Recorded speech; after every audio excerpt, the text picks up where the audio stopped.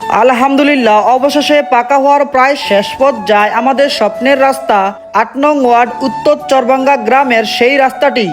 আসসালামু আলাইকুম এভরিওয়ান, আমি এখন আছি চাঁদপুর হাইমচর ৩ নং দক্ষিণালগি ইউনিয়নের ৮ নং ওয়ার্ড চরভাঙ্গা গ্রামের মেইন রাস্তার জয়দল ভাইয়ের দোকান থেকে নদীর পার যাওয়ার যে রাস্তাটা, সেই রাস্তার উপরে।